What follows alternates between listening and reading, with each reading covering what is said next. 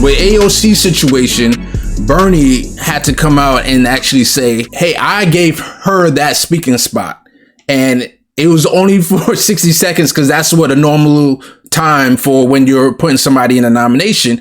If she officially got a speaking time from the DNC, it would be probably longer, at least 5 to 10 minutes. So if it wasn't for Bernie, she wouldn't even be in the program, which is crazy to anybody who knows AOC has the biggest social media following and all of that stuff. And then after she said what she said and she put Bernie in the nominee, the people who supposed to know how this works the most tried to spin it as if she did not do the proper thing. And it was this big controversy that she nominated Bernie and didn't mention Biden. I hear all the spin about AOC tonight. Her job was to nominate Bernie Sanders. That's why she was there. She wasn't supposed to talk about Joe Biden.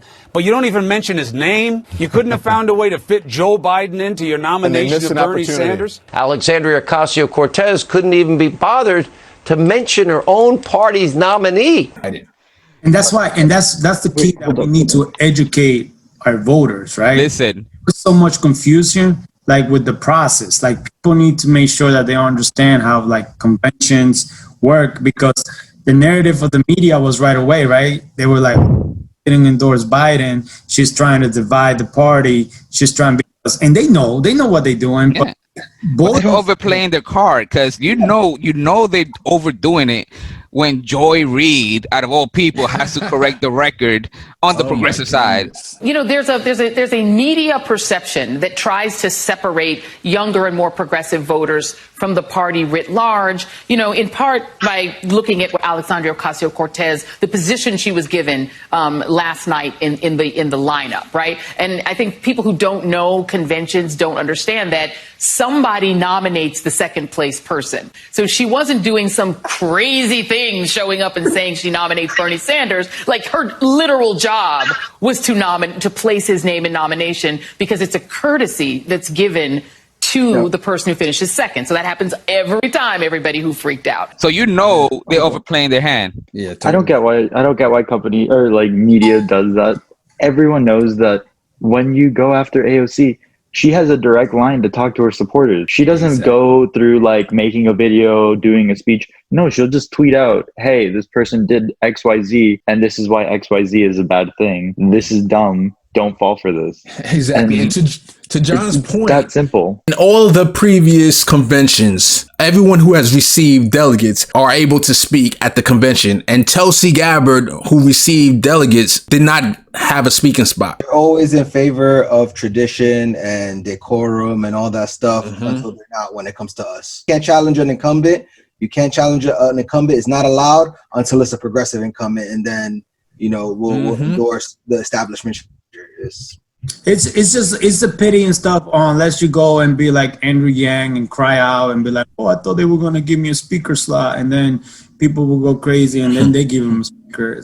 Like, people, they don't understand, like, everyone, like, as much as we may agree or disagree, Tulsi has the followers. You throw their following a bone and get them excited about something. Maybe you don't get 100% of the voters, but if you get 40%, that's 40% you didn't have before. And they don't understand that concept. They just be like, no, we don't care. We don't need those people. Like, we don't need the AOC people. We don't need the Tulsi people.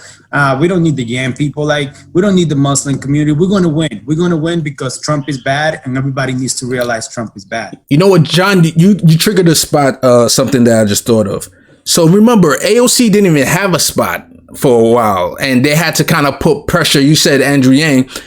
They try, the media or the progressive media try to put pressure and say, hey, how can AOC not even have a spot?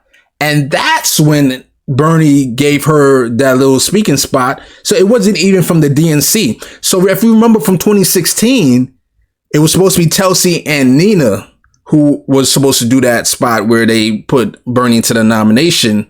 And I know Nina Turner was really looking forward to it, and the DNC scratched that. They told Bernie, no, we're not going to allow her to go on the stage. So I wonder if with all the pressure, and did that then allow Bernie to put her on there? Because maybe at first they were trying to prevent AOC, like how they blocked Nina Turner, but then with all the pressure, they said, okay, get your little 60, 90 seconds. Yeah, I want to quickly talk about the media too, again, like what Felipe was bringing up before. I mean, we all know that the media, okay, AOC is the media's darling and all that, but they're going to take any shots that they possibly can, anytime that they see her even come remotely close to not being in compliance with the Democrats, right? I mean, they're gonna keep riding her young, fiery, Latina brown skin all the way up to the identity politics top, but only as long as she stays in line. I mean, let's be honest here. Right. And so all I gotta say to AOC is please don't fall in line. Please keep fighting the progressive fight no matter what. No matter what they promise you, because look at what they do to people like Yang and everybody else. Warren, how many promises has she gotten? Absolutely right. She called her mama bear and all this stuff. Yeah, yo, one thing, the mama bear thing, I think the thing is getting played out already, because we know Latino people, we say, man, you say, mira, mami, ven aquí. Like, yo, we say we got nicknames for everybody, man. That ain't nothing. You know, it doesn't mean they're like bosom buddies all of a sudden. So that's played out, man. The point we bring that up, though, is that we need to not give in to the establishment. That's the only reason. We have to stop trying to placate them and trying to appease them, and because they're going to spit you. They did not give her 5 minutes.